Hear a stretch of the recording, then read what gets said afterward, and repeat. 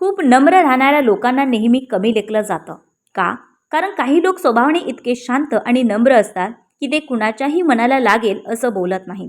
ते नेहमी इतरांचा विचार करतात, समजून घेतात, माफ करतात आणि स्वतःच्या भावना बाजूला ठेवून नातं टिकवण्याचा प्रयत्न करतात.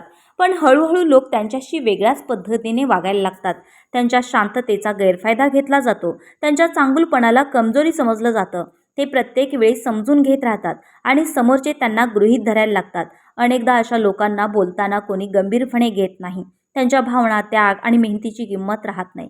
कारण जगाला आवाज करणारे लोक जास्त मजबूत वाटतात, शांत राहणारे नाही.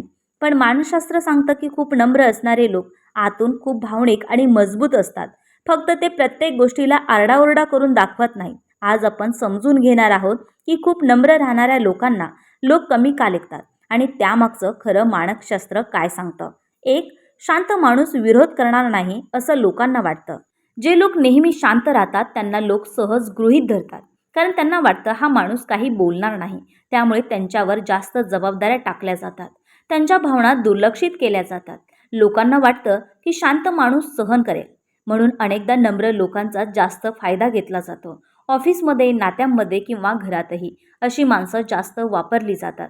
कारण ते भांडण टाळण्यासाठी शांत राहतात. पण लोक त्या शांततेचा अर्थ कमजोरी काढतात. हळूहळू त्यांचं मतही लोक विचारात घेणं बंद करतात आणि मग त्या व्यक्तीला आतून एकटेपणा जाणवायला लागतो. 2, चांगुलपणाला कमजोरी समजलं जातं.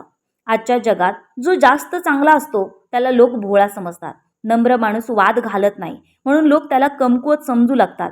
पण प्रत्येक शांत माणूस कमजोर नसतो. काही लोक फक्त स्वतःची मर्यादा ओळखून शांत राहतात. मात्र समाज अनेकदा आवाज करणाऱ्यांनाच ताकदवान समजतो. जो माणूस रागाने बोलतो त्यालाच लोक घाबरतात आणि जो प्रेमाने बोलतो त्याच्यावर लोक हुकूम चालवायला लागतात. हे वास्तव अनेक नम्र लोक रोज अनुभवत असतात.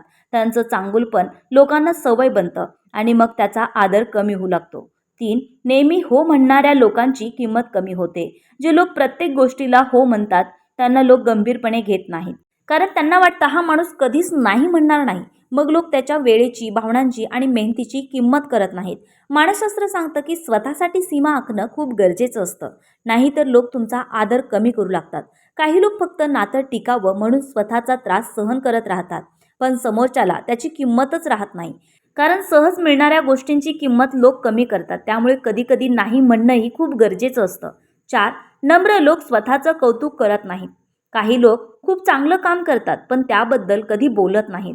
ते स्वतःची जाहिरात करत नाहीत. त्यामुळे लोकांना त्यांच्या किमतीची जाणीवच होत नाही.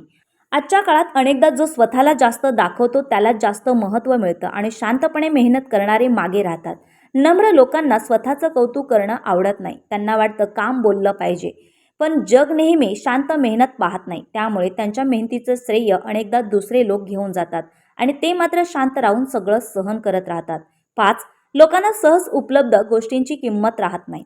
जो माणूस नेहमी उपलब्ध असतो त्याची लोकांना सवय लागते. मग त्याचं अस्तित्व सामान्य वाटायला लागतं. नम्र लोक नेहमी इतरांसाठी उभे राहतात पण अनेकदा त्याच लोकांना गरज पडली की कोणी सोबत नसतं. कारण लोकांना त्यांच्या चांगुलपणाची सवय झालेली असते. ते नेहमी मदतीला धावून येतील असं गृहीत धरलं जातं. त्यामुळे लोक त्यांचा वेळ आणि भावना दोन्ही हलक्यात घ्यायला लागतात आणि शेवटी ती व्यक्ती आतून थकून जाते. पण तरीही ती कुणाला दोष देत नाही. 6, नम्र लोक भावना लपवतात. खूप नम्र लोक स्वतःच्या भावना सहज व्यक्त करत नाहीत. त्यांना कोणाला त्रास द्यायचा नसतो. त्यामुळे त्यांचा राग, दुःख किंवा त्रास लोकांना दिसत नाही आणि मग लोकांना वाटतं की यांना काहीच फरक पडत नाही. पण आतून असे लोक खूप काही सहन करत असतात.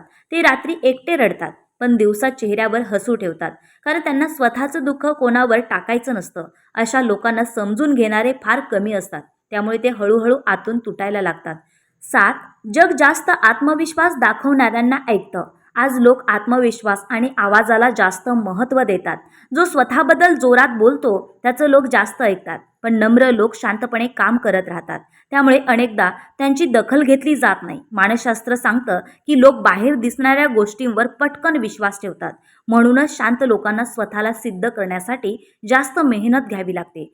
त्यांचं मन चांगलं असलं तरी लोकांना ते लगेच दिसत नाही आणि म्हणून त्यांना वारंवार कमी लेखलं जातं. 8, नम्र असणं चुकीचं नाही पण स्वतःची किंमत ओळखणं गरजेचं आहे. नम्र असणं ही कमजोरी नाही, ती एक सुंदर सवय आहे. पण सतत स्वतःलाच कमी समजणं चुकीचं आहे. लोकांनी तुमचं महत्त्व ओळखावं असेल तर आधी तुम्हाला स्वतःची किंमत समजली पाहिजे. कारण जे लोक स्वतःचा आदर करतात त्यांना जगही आदर देतं. प्रत्येक वेळी शांत राहणं योग्य नसतं. काही ठिकाणी स्वतःसाठी बोलणंही गरजेचं असतं. नाहीतर लोक तुम्हाला कायम गृहीत धरतात.